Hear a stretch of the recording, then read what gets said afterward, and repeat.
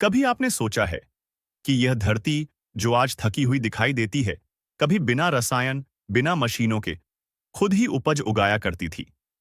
ये कहानी है एक खामोश क्रांति की, जो अखबारों में नहीं छपी, टीवी की बहसों में नहीं दिखी, लेकिन आज फिर से इस मरी हुई जमीन में सांस भर रही है।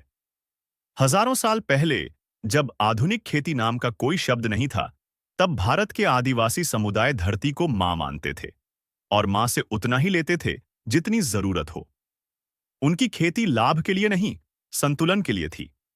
पूर्वोत्तर के पहाड़ों में एक पद्धति थी, झूम खेती। आज इसे पिछड़ा कहा जाता है, लेकिन सच यह है कि यह जमीन को आराम देना सिखाती थी। कुछ साल खेती, फिर जमीन को छोड़ देना, ताकि वह खुद को फिर से जीवित कर सके। मध्य भारत के जंगलों में गोंड और भील समुदाय मिश्रित खेती करते थे। एक ही खेत में अनाज, दालें, सब्जियां और जड़ी बूटियां।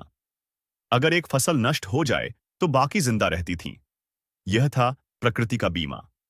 दक्षिण भारत में आदिवासी किसान गोबर, पत्तियों और राख से खाद बनाते थे, बिना किसी फैक्ट्री के, बिना किसी झर के। आज जिसे हम ऑर्गेनिक कहकर बेचते हैं, वह उनके लिए सामान्य जीवन था। फिर आया हरित क्रांति का दौर। तेज पैदावार, रसायन, मशीनें। शुरुआत में सब ठीक लगा, लेकिन धीरे धीरे मिट्टी की आत्मा मरने लगी।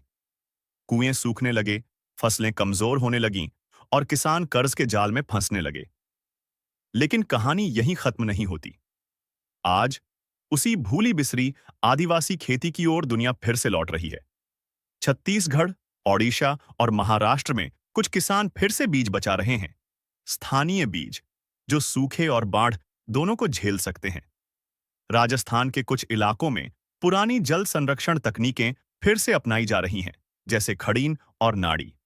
बिना मोटर, बिना बिजली, सिर्फ समझदारी। वैज्ञानिक आज मानते हैं कि आदिवासी खेती सिर्फ खेती नहीं थी, वह एक विज्ञान था जो किताबों में नहीं, जमीन की धड़कन में लिखा गया था। यह क्रांति नारे नहीं लगाती, यह चुपचाप काम करती है। न कोई मंच, न कोई तालियां, बस बीज, मिट्टी और समय। शायद धरती को बचाने का रास्ता भविष्य में नहीं, अतीत में छिपा है।